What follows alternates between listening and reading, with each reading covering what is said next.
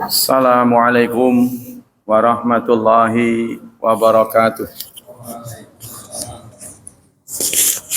Innal hamdalillah nahmaduhu wa nasta'inuhu wa nastaghfiruh.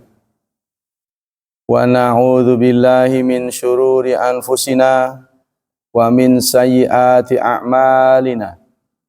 May yahdihillahu fala mudhillalah wa may yudlil fala hadiyalah. Asyhadu an la ilaha illallah wa asyhadu anna Muhammadan abduhu wa rasuluh la nabiyya ba'dah.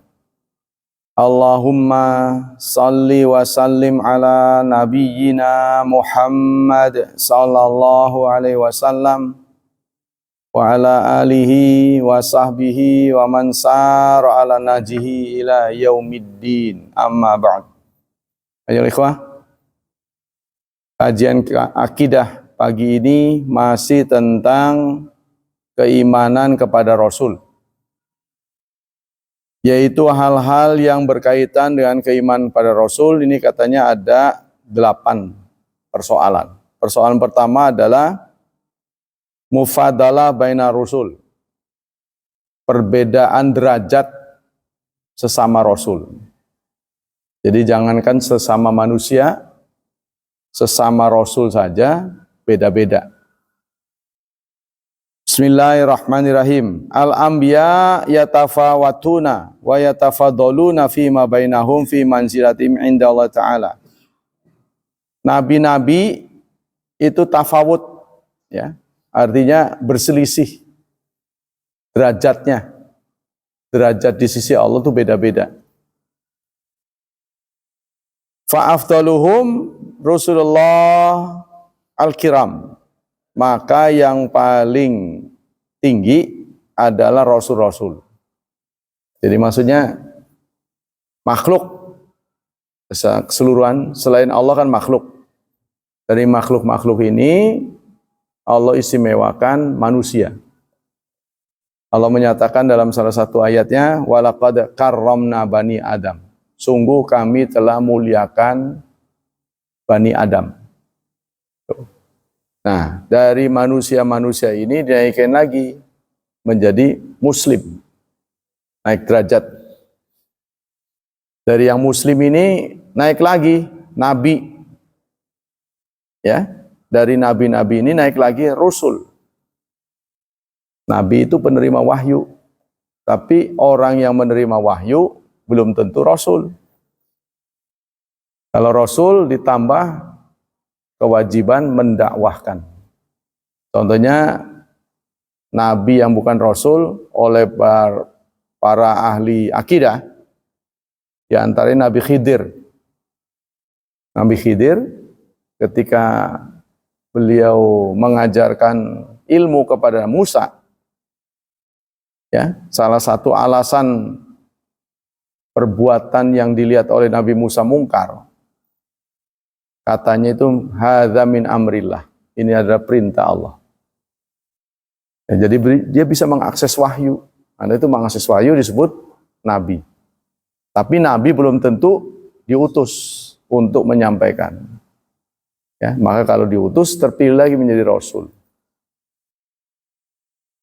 Wa afdalur rusul wa a'lahum manzilatan ulul azmi. Maka di antara rasul-rasul itu yang naik lagi derajatnya dikenal dengan ulul azmi. Azmi itu artinya punya prestasi, yang berprestasi. Ulul azmi ada 5, ya. Al-khamsa masyhurun yang sudah populer. Wa afdaluhum nabiyuna Muhammadun sallallahu alaihi wasallam. Dari ulul azmi ini terpilih Khalil. Khalilullah disematkan kepada 2 nabi. Ya, yaitu Nabi Ibrahim dan Nabi Muhammad. Dari yang 2 ini nanti dipilih 1. Tuh. Ini masih menjadi harapan. Maka Rasulullah pernah ditanya, ketika beliau merekomendasikan doa ba'da adzan. Ya, di antaranya ati Muhammadanil wasilah. Ya Allah, berikan wasilah kepada Muhammad. Wasilah itu apa? Ya Rasulullah, wasilah itu manzilah, suatu posisi yang hanya diraih oleh satu orang, pemenangnya. Kata Rasulullah, aku berharap akulah orangnya. Nah, tolong doakan. Setiap adzan selesai, kita berdoa. Ati Muhammadin wasilah. Ya. Nah, kemudian Rasulullah juga membalas doa kita dengan memberi syafaat. Suma Ibrahim. Ya, jadi Nabi Muhammad itu adalah yang terbaik, setelah itu Nabi Ibrahim. Suma Musa, kemudian Musa, suma Isa, kemudian Nabi Isa, suma Nuh, kemudian Nabi Nuh. Suma bakir rusul, baru sisanya rasul-rasul lainnya. Suma amatul anbiya ghair rusul. Kemudian nabi-nabi, di bawah rasul nabi-nabi. Setiap rasul pasti nabi, setiap nabi belum tentu rasul. Suma amatul anbiya ghair rasul wa hum yatafaddalun wa yatafawatun fil fadilah fima bainahum. Fa ba'dhum afdal min ba'd. Rasul-rasul itu berbeda-beda posisi di sisi Allah, ya. Wa inna haul anbiya inama yatafaddalun fima bainahum bima habballahu taala al-mufaddal, karena pilihan Allah. Ya, ini hak prerogatif Allah untuk memilih di antara rasul-rasul siapa yang berprestasi. Wal wasail wal karamat wal ahwal azaidata ala darajatin nubuwah wa risalah, melebihi derajat nabi dan rasul. Allati lam yu'tiha li ghairi, yang tidak diberikan kepada yang lain. Contohnya apa? Kataklimillahi ta'ala Musa. Nabi Musa disebut dengan kalamullah. Ya, Nabi Musa diberi akses oleh Allah untuk bicara langsung tanpa lewat malaikat. Ya, jadi kalau komunikasi dengan Allah langsung. Nabi kita bicara dengan Allah masih lewat malaikat, yaitu Jibril. Nah, itu keistimewaan Nabi Musa, ya. Kemudian wattikhadhu Ibrahim wa Muhammad alaihi salam khalilain. Nah, kemudian Allah mengangkat Ibrahim dan Muhammad sebagai khalil. Khalil maknanya sama dengan Habib, kekasih yang dicinta. Nah, tapi Khalil derajatnya lebih. Kata Nabi Muhammad, kalau saya dibolehkan memilih Khalil, maka saya akan memilih Abu Bakar Siddiq. Ya, bagaimana persahabatan Nabi kepada Abu Bakar Siddiq, itulah derajat Khalil. Anak gadisnya diberikan pada Nabi Muhammad. Seluruh hartanya dilimpahkan kepada Nabi Muhammad. Di saat-saat kritis, mengundang bahaya, beliau tetap bersedia menemani. Ya, yaitu menemani beliau hijrah. Itu kan sangat berisiko. Salah-salah bisa terbunuh. Nah, tapi Abu Bakar tetap menemani beliau. Nah, itulah derajat Khalil. Ya, kita hampir di dunia ini tidak punya Khalil, ya. Bahkan anak pun nggak mau menemani kita. Sebel. Wa taftil bil bayyinat wal ayati wal mu'jizat. Dengan keutamaan yang berbeda-beda, mukjizatnya beda-beda. Tapi kata pengamat, mukjizat nabi-nabi selain Nabi Muhammad sifatnya visual, terlihat oleh mata. Ya, jadi show. Sehingga begitu nabi yang bersangkutan wafat, mukjizat itu hilang. Tidak bisa disaksikan lagi. Beda dengan mukjizat Nabi Muhammad, namanya auditori, suara. Bentuknya suara. Ya, karena itu hadis juga banyak sami'tu, aku mendengar. Jadi catatannya lewat telinga. Nah, dicatat akhirnya. Nah, itulah Al-Qur'an yang kita masih saksikan hingga kini. Wa ta'bid bil malaikatil kiram, serta didukung oleh malaikat. Wa tafdil bi syara'i wa inzali kutub wa tafsil bi kasri ittiba, serta ada keutamaan lain dengan pengikut yang banyak. Pengikut yang terbanyak nanti akan diraih oleh Nabi Muhammad sallallahu alaihi wasallam dengan beberapa prioritas. Karena Nabi dimuliakan oleh Allah, kita sebagai umatnya juga ikut mulia, ke bawah. Ya kan? Ya nggak beda dengan sinilah. Panggung Rawi. Satu saja di antara kita yang jadi jenderal. Ya. Bintang 4. Maka kita tetangganya akan ke bawah. Karena nama Panggung Rawi itu akan terus diucapkan orang. Seperti saya pernah dengar juga ketika Pak Lurah yang dulu mengatakan ketika menjelaskan tentang demam berdarah. Nah, kata dia begini, masyarakat komplek Panggung BPI saja kena katanya. Nah, dia begitu, bahasanya begitu. Ya, warga BPI saja kena. Jadi dia ingin mengimbau pada masyarakatnya berhati-hati karena lagi musim demam berdarah. Warga BPI saja kena. Itu dengan mengatakan warga BPI saja kena, berarti dia ingin mengatakan seharusnya warga Panggung Rawi ini kebal gitu. Ya, karena berbagai hal dia resik atau gimana, tapi kok bisa kena apalagi kita. Berarti secara tidak langsung warga BPI diistimewakan oleh Pak Lurah.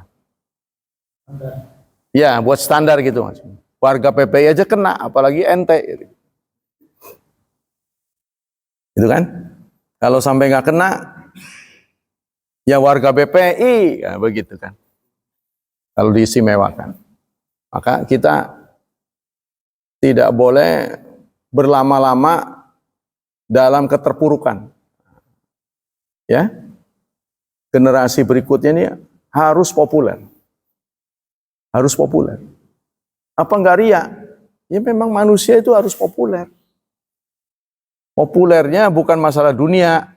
Kalau kita ingin enggak ria, ya masalah akhirat. Contohnya, sholat berjemaahnya ramai terus. Kan lama-lama kedengeran. Ya kan? Oh di sana mah ramai terus. Yakin enggak kosong? Bisa dipastikan. Nah, ramai terus. Masyarakatnya guyup, akur, saling mendukung di tengah-tengah perbedaan. Ya, jadi meskipun Nabi mendapat gelar sebagai orang pertama di dunia ini, orang terbaik ciptaan Allah Subhanahu wa taala adalah Nabi Muhammad. Tapi saat di alam oleh sahabat, beliau ngomong begini, la tukhayyirunani min bainil anbiya. Kamu jangan suka membanding-bandingkan aku dengan nabi-nabi. Jadi Nabi Muhammad di satu sisi dia harus memberitahu siapa yang terbaik secara jujur, tapi di lain sisi sebagai pribadi beliau tidak mau dikultuskan. Tuh ya. Sehingga beliau mengatakan, jangan suka membanding-bandingkan saya dengan nabi yang lain. Nabi yang lain juga jasanya banyak. Tuh. Famaknahu la tufaddiluni bihaitsu yalzamu naqsun al-ghadada ala ghairihi. Au yu'addi ila khusumat. Arti dari omongan nabi ini, ya, artinya kalian jangan terlalu melebih-lebihkan aku sehingga akan jatuh kepada mencela atau menjatuhkan teman-teman nabi yang lain. Mereka juga punya keistimewaan. Au qalahu ala wajhi tawadhu' wa husnil adab, atau diucapkan oleh Nabi ya, posisinya adalah rendah hati. Ngalah lah. Ya kalau kita punya tapi kita ngalah kan itu bagus. Jangan biarkan kita mempromosikan diri kita gitu. Itu pantang. Ya alhamdulillah saya orang soleh. Luar biasa saya. Sholatnya hanya berjemaah terus saya. Jangan suka begitu. Biarkan orang menilai. Ya, penilaian orang itu mudah-mudahan akan terus nanti di akhirat. Kamu kenal Pak Hilman? Oh, saya kenal. Dia orangnya rajin sholat. Harus begitu orang lain yang ngomong. Jangan kita yang ngomong. Ya semua orang pasti ngalam diri sendiri. Biarkan orang lain ngomong. Apa kita perlu begitu? Nggak perlu, karena nanti akan menjadi saksi. Ya, kita tidak mungkin bersembunyi terus, menyembunyikan amal kita supaya ikhlas, sehingga sholatnya di rumah. Kok nggak suka berjemaah? Saya nggak mau pamer. Ya nggak boleh begitu, mah. Yang wajib harus dipamerkan. Yang sunnah-sunnah bagusnya disembunyikan. Zakat perlihatkan. Haji apalagi. Mana bisa nggak pamer, wong kelihatan. Ya, nah itu. Yang kedua, umum risalatih. Kapasitas Rasul ya sebelum Nabi Muhammad itu sifatnya lokal atau regional. Nabi-nabi selain Nabi Muhammad diutusnya itu zonanya terbatas.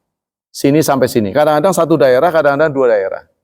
Tapi Nabi Muhammad diutus global. Kafatalinas. Jadi Anda lihat, praktek keagamaan yang sifatnya global, itu yang benar. Seperti zikir-zikir, Anda lihat, kok di sini beda? Itu yakin adalah produk budaya. Kalau tidak global. Ya, kalau pada salat, apa yang kita baca pada salat? Astaghfirullah, astaghfirullah. Semua. Tapi kalau astaghfirullahaladzzi la ilaha illallah ala kulli syai'in min kulli dzun jama'asi wa dzunub'an, tambahan itu. Di tempat lain enggak ada.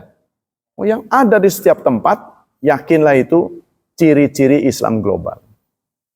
Maka kita cari yang global, sehingga ketemu orang sama, ketemu orang sama. Nah, global ini kebanyakan berasal dari Al-Quran dan hadis, bukan muatan lokal. Wa innahu la yasau ahada minan nas ilal imanu bihi. Dan semua nabi harus beriman kepada Nabi Muhammad. Wa mutaba'atu majabi minal kitab wa sunnah. Dan mengikuti apa yang disampaikan oleh Rasulullah, baik dalam Alkitab maupun sunnah. Nanti Nabi Isa turun pada saatnya. Tapi posisi Nabi Isa saat turun bukan lagi sebagai Nabi, sebagai umat Nabi Muhammad. Nggak tahu nanti umatnya pangling kali. Ya kan? Karena mereka melihat Nabi Isa kan digambar-gambar. Digambar katanya gondrong. Terus bercirikan orang bule kan. Apa ya begitu apa enggak? Nanti kalau muncul yang benerannya gitu loh. Oh, enggak ah. Nah, takutnya begitu doang. Karena itu saya pernah menjadi bahan ledekan.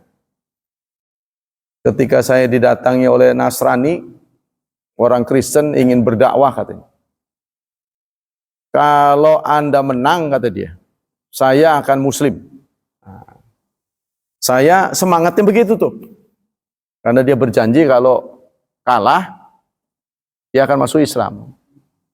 Gimana kalau dia menang? Dia nggak mengatakan kamu yang Kristen nggak.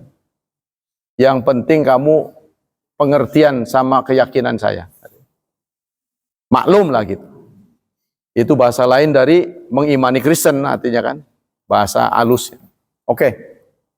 Panjang lebar dia berdakwah. Mengetes saya. Mungkin bapak-bapak juga kalau dites bingung juga sih. Contohnya dia begini. Jadi pertanyaan dia belum pernah saya dengar dari guru-guru itu. Apakah menurut ajaran Islam Allah Maha Tahu? Tentu saya jawab iya. Semuanya tahu, iya tahu. Termasuk Allah tahu bahwa nabinya nggak bisa baca tulis. Ya tahu dong, namanya Maha Tahu. Itu kan? Jadi Allah tahu bahwa Nabi Muhammad nggak bisa baca. Ya tahulah, Wong Maha Tahu. Kenapa ayat yang pertama kali turun suruh baca?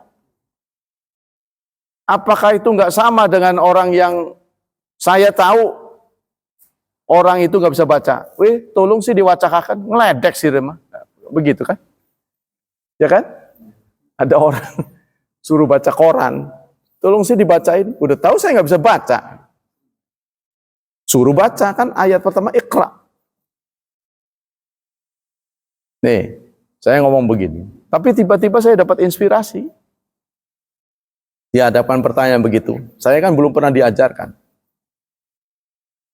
Ada orang bisa baca, disuruh baca. Logis nggak? Ya logis. Tolong sih bacain, saya kacamatanya nggak bawa gitu. Tolong bacain. Karena saya plus gitu kan, atau minus. Tolong bacain. Wajar. Itu biasa. Tapi orang nggak bisa baca, disuruh baca, ini luar biasa. Itulah mukjizat. Kan mukjizat itu luar biasa. Kalau biasa-biasa saja, buat apa wahyu turun? Dibiarin juga ngerti sendiri. Kan begitu kan? Namanya mukjizat itu kan arti bahasa Indonesia luar biasa. Coba Anda periksa baik-baik.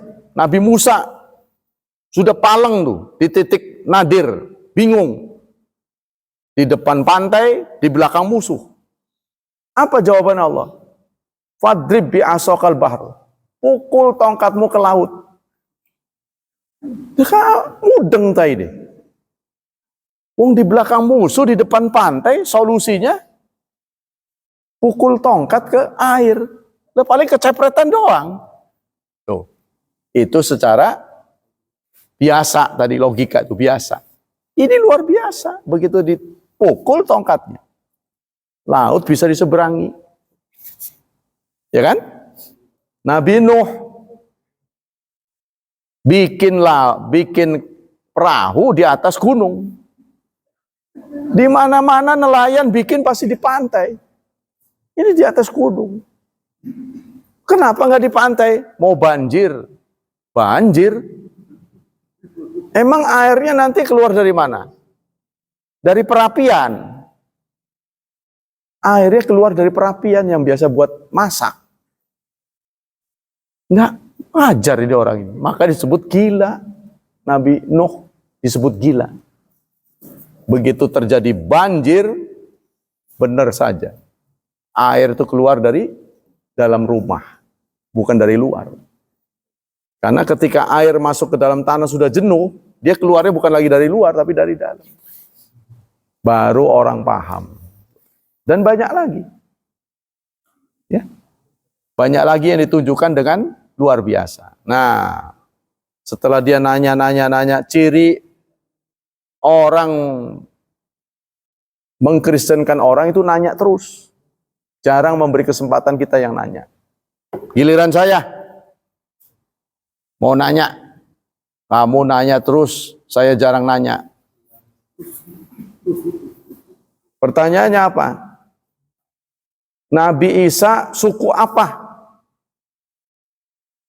Kok nanya begitu? Ya bebas aja lah. Saya juga nggak mendesain kamu harus tanya begini. Bebas. Kenapa itu ditanyakan? Begini. Di film-film gambar Nabi Isa itu orang bule. Gambarnya orang bule lagi disalib. Tapi di Jawa Tengah, di gereja Jawa Tengah, yang disalib orang Jawa.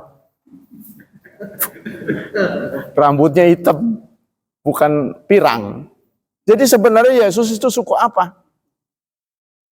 Wah, bingung dia nanyanya. Jawabnya bingung. Masa sih? Aduh, kamu. Makanya pengalaman saya bilang. Gara-gara saya ngebandingin, saya masuk Islam. Kamu kan belum ngebandingin. Kita milih benda ini kan udah dicoba nih. Coba. Kamu belum nyoba, udah mengatakan itu jelek. Ini salahnya. Udah terkapar dia. Nggak bisa jawab. Nanti ya, tak panggilin pendeta. Bukan levelnya. Murid dengan murid, guru dengan guru. Kamu panggil pendeta, saya panggil kiai. Oke? Nggak berani dia ngumpet. Berapa kali saya lewat di tokonya ngumpet dia. Nah itu debat saya.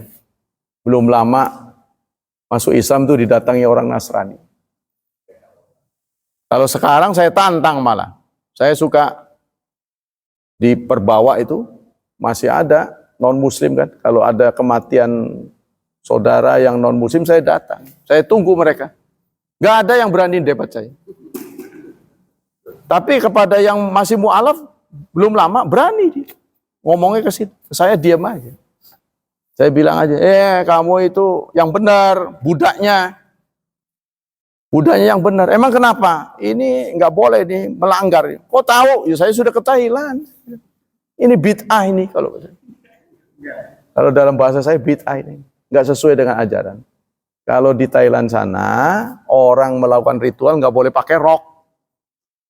Di sana itu. Harus tertutup. Ya seperti orang pakai kemben itu kan dulu. Nah itu kebaya.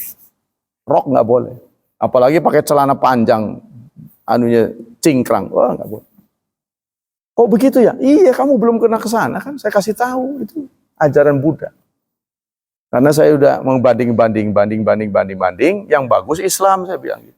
Maka saya milih Islam. Kan itu kan dia langsung ngejedak gitu.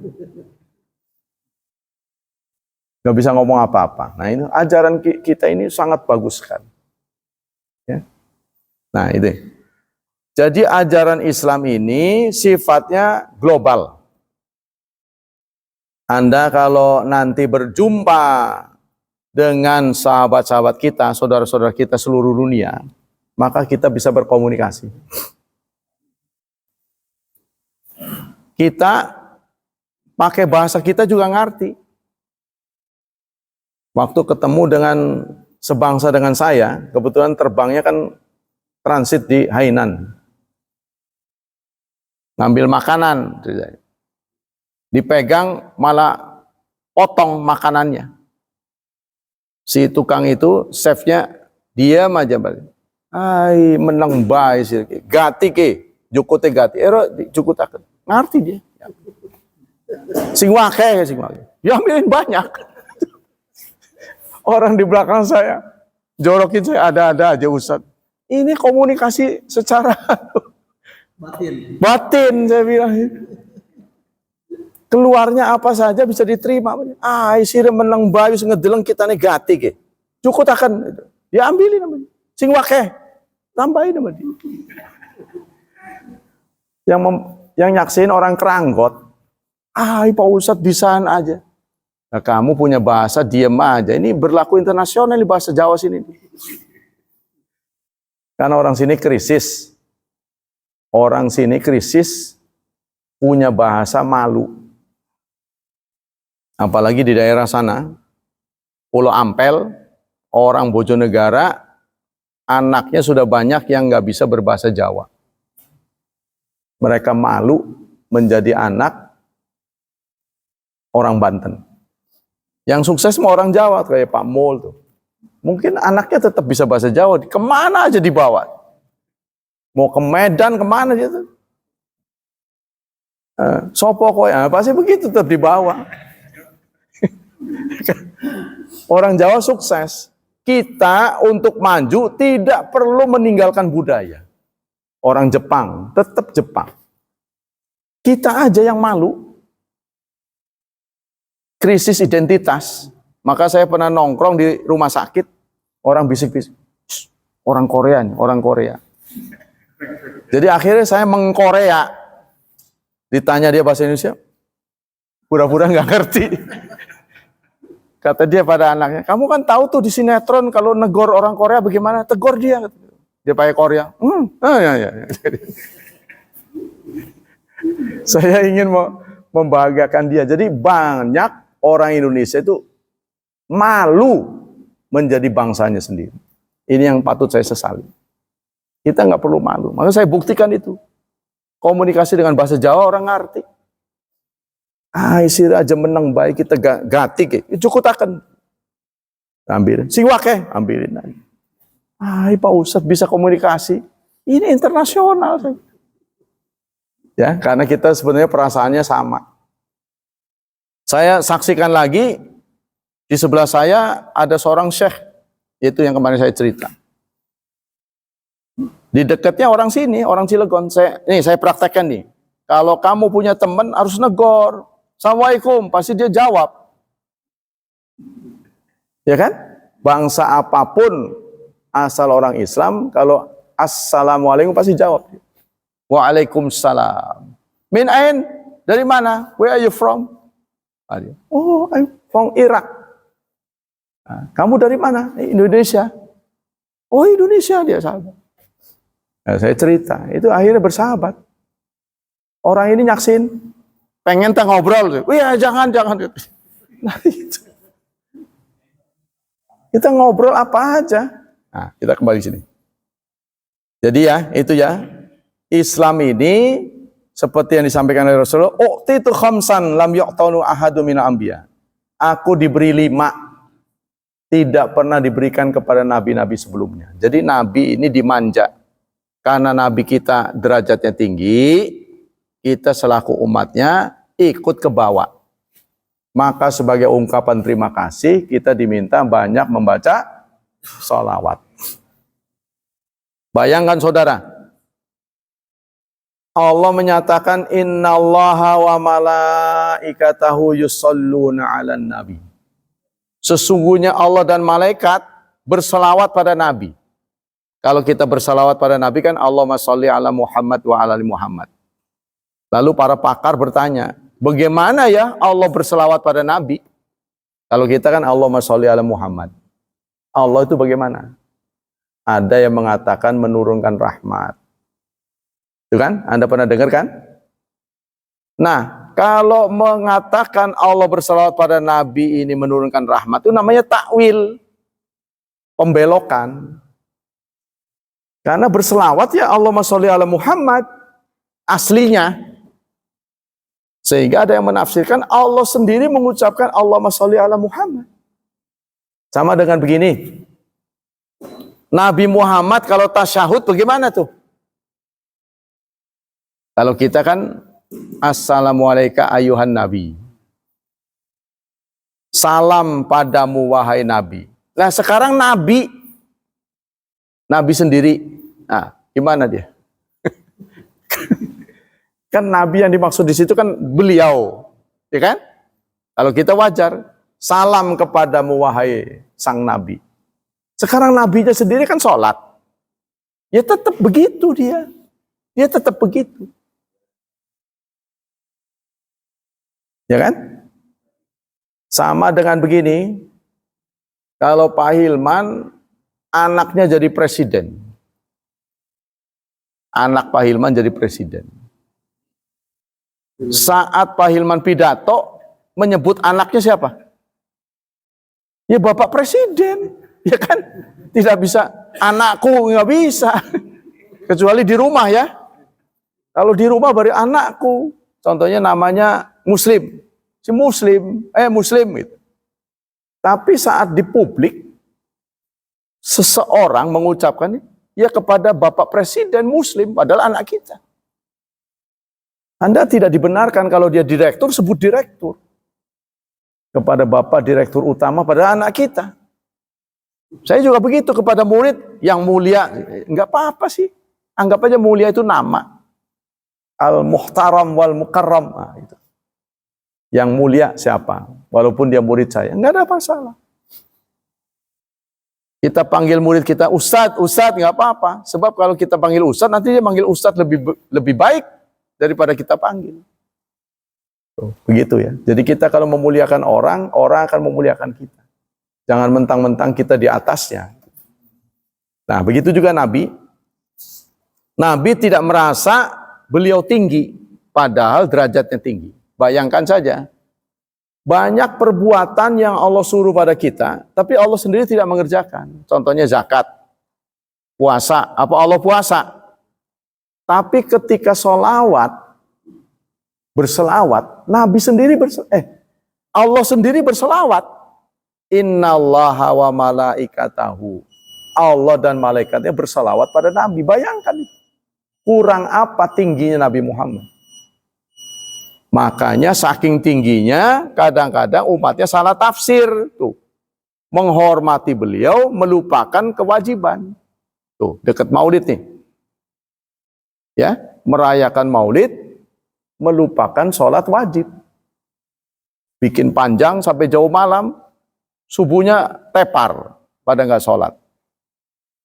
Begitu diberi masukan, lo ora apa-apa.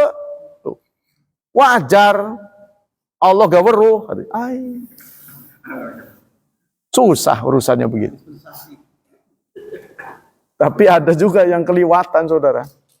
Teman kita bicara khutbah menyerang Maulid Nabi. Ceritanya gitu Pak Hilman. Padahal umatnya sudah sadar, biasa dikasih pengajian kayak kita begini. Tapi nyerang waktu khutbah Jumat. Turun dari khutbah, orang-orang kan biasanya makan. Ini mengerubungi beliau. Meminta pertanggungjawaban. Jumat berikutnya dicoret. Aduh. Jadi kebenaran itu disampaikan memang harus hati-hati. Kalau orang belum menerima, makanya itu bahasanya ma'ruf. Ma'ruf itu kan dikenal. Kita diminta untuk menjalankan yang ma'ruf, yang sudah dikenal. Kalau ada kebaikan belum dikenal, kita harus populerkan dulu, masyarakatkan dulu. Anda jangan nggak percaya ya, di warung-warung kecil, waktu saya hidup di Metro, itu banyak orang memperjualbelikan khomer. Di sana sih bukan tulisannya khomer, topi miring. Itu sudah biasa di warung-warung kecil, seperti orang jual aqua. Kalau di sini kan orang pasti mendelik, di sana topi miring itu sampai ke warung-warung kecil. Nenggak itu biasa. Terus ada acara pengantenan, joget-joget di depan kiai, kiainya diem aja. Menikmati. Mending kalau pakaiannya utuh, mah. Yang setengah-setengah itu. Astagfirullah. Rupanya budaya di sana. Budaya di sana. Mungkin itu belum dikenalkan bahwa tidak boleh. Ya, karena itulah satu-satunya hiburan. Dan akan selalu berujung dengan perkelahian. Hampir setiap hajatan pasti berkelahi. Mabok, karena mabok tadi. Itu dianggap wajar di sana itu. Nah, ini makanya pekerjaan kita buat menyadarkan. Kalau di sini sih udah umum ya. Udah paham. Kemudian masalah berikutnya adalah yang ketiga. Basyariatul Rasul. Walaupun Rasul mendapat titel keistimewaan yang banyak, tapi beliau-beliau ini tidak lepas sebagai manusia. Ya, tetap selaku manusia mempunyai kebutuhan biologis. Nabi-nabi ini, ya makan, butuh minum, ya butuh keluarga, semuanya butuh. Nah, dalam surat 25 ayat 20 Allah tandaskan, wa ma arsalna qablaka, kami tidak mengutus sebelum kamu, minal mursalin, dari utusan-utusan, illa innahum la ya'kuluna ta'am, melainkan mereka makan. Mereka juga makan. Wa yamshuna fil aswaq, dan mereka berjalan-jalan di pasar. Ini bedanya orang Islam dengan agama lain. Bapak mana pernah mendapati pendeta ke pasar? Nggak pernah. Pendeta ke pasar atau pendeta Buddha tuh yang kayak orang umrah. Mana ada di pasar dia? Dia menjauhi dunia. Tapi ustadz kadang-kadang boro-boro lewat malah dagang bisa. Ya, jangankan lewat, malah dagang di pasar. Kalau kita ini hidup biasa saja. Namanya itu dalam ajaran Islam la rohbaniyata fil Islam. Tidak ada kependetaan. Kita tidak menganut pemahaman selibat, menjauhi dunia. Nah, tidak.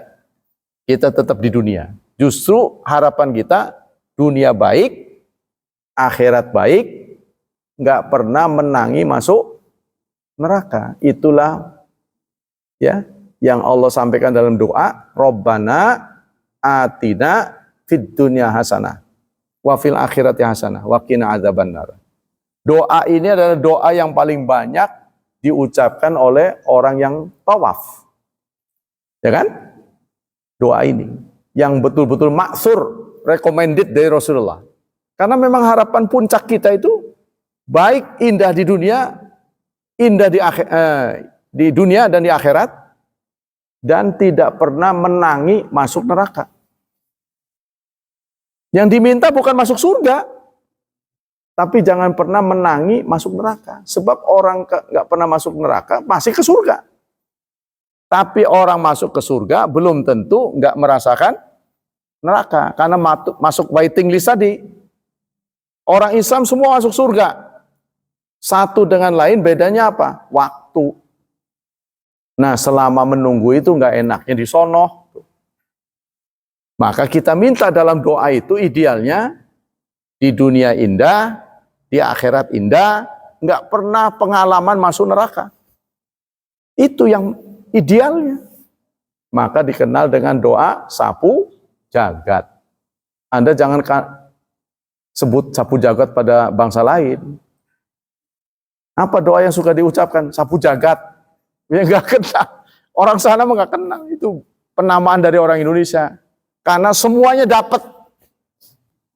Ya kan? Makanya kalau Anda bingung doa apa ya? Yaitu Rabbana atina fid dunya hasanah fil akhirati hasanah wa qina adzabannar.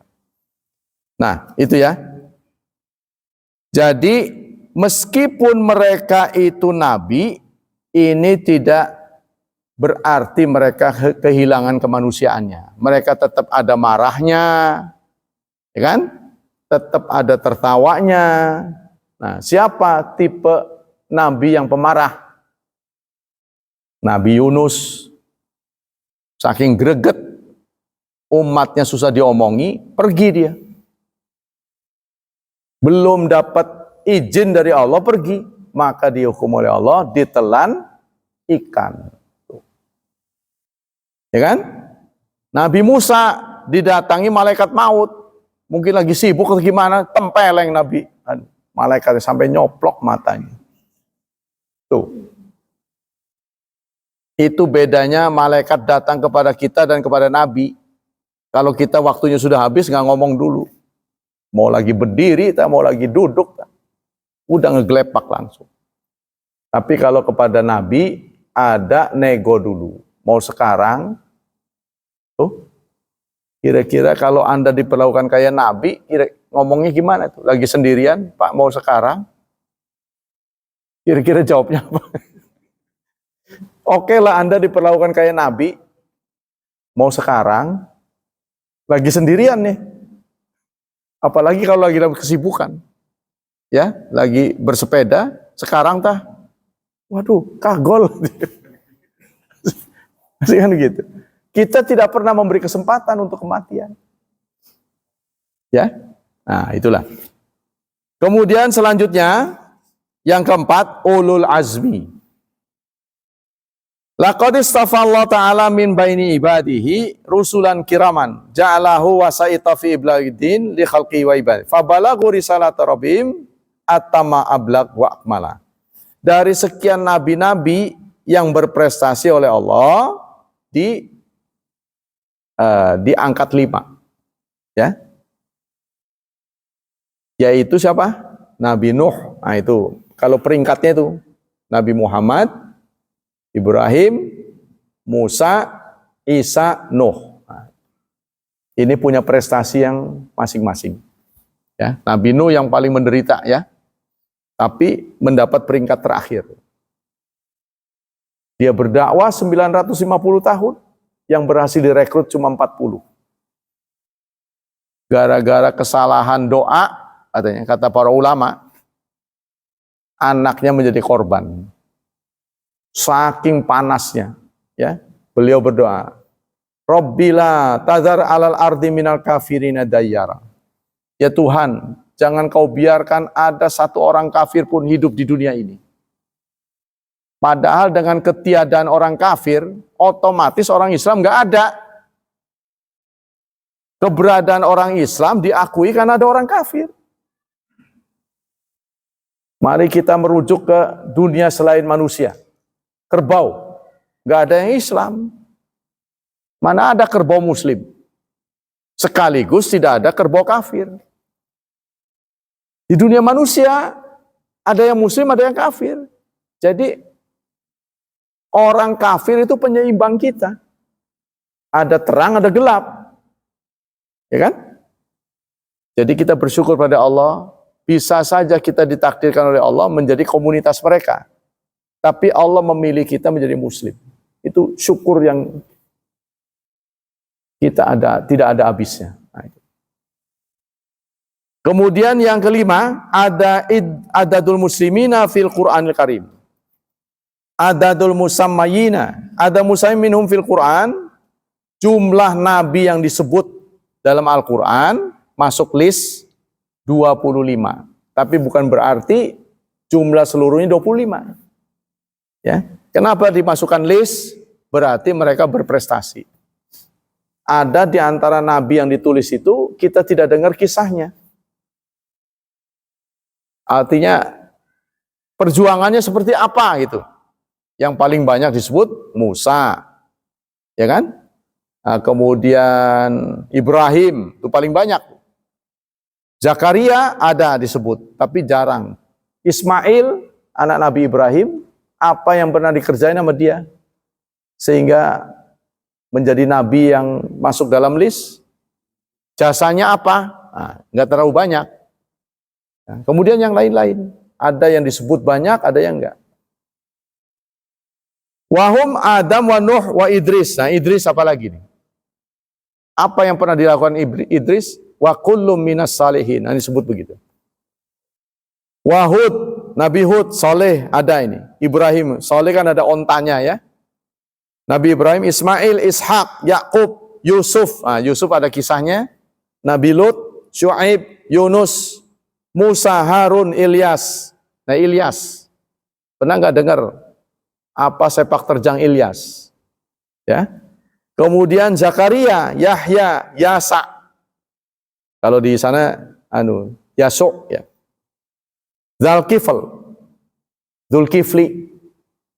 Zulkifli ini punya kemampuan mengembara sampai ke ujung dunia. Tuh. Jadi tempat yang dikunjungi luas sekali. Ya, mungkin kalau ada nabi yang punya kesaktian banyak adalah Sulaiman. Yang oleh orang Sumatera diduga orang Indonesia. Ya seneng-seneng aja sih Indonesia disebut ya. Nabi dari Indonesia, karena depannya Su katanya. Indonesia terkenal dengan Sudarmono, Sudibyo, Soekarno, Soeharto, apa Su yang di depan kata Su? Kaya. Soeharto berarti kaya harta. Ya kan? Nah, Sulaiman terkenal dengan kekayaan. Tuh. Maka peristiwa beliau membangun istana, itulah Borobudur katanya. Borobudur dengan Ratu Saba. Tapi berhubung Saba di Jawa kan menjadi Sobo. Jadi Wonosobo katanya. Wonosobo kan airnya jernih. Anda perlu berkunjung. Di sana itu ada istana Ratu Saba itu. Di sana kan Bulkis kan? Tapi dijawab Boko. Ratu Boko. Nah, di situ ada gerbang yang pas kalau ada sunrise itu tepat itu. Jadi diduga gerbang itu dipakai untuk menyembah matahari. Terus relief di pinggir Borobudur itu menceritakan kisah Nabi Sulaiman. Ada burung, ada tongkat, ada awan. Nah, itu maka dugaan itu adalah cerita ya yang didokumentasikan di dinding Borobudur. Wallahu alam. Demikianlah hadirin hafizani hafizakumullah kajian pagi ini. Semoga Allah melimpahkan pahala yang berlipat ganda untuk kita. Semoga Allah tetap menjaga dan melindungi kita dari wabah dan fitnah, dari syubhat dan syahwat. Dan kita berdoa untuk anak-anak kita, semoga hidup mereka dimudahkan, diberkahi, serta ditakdirkan menjadi hamba Allah yang salih dan salihat. Subhanakallah wa bihamdika, asyhadu an la ilaha illa anta astaghfiruka wa atubu ilaik. Wassalamualaikum warahmatullahi wabarakatuh.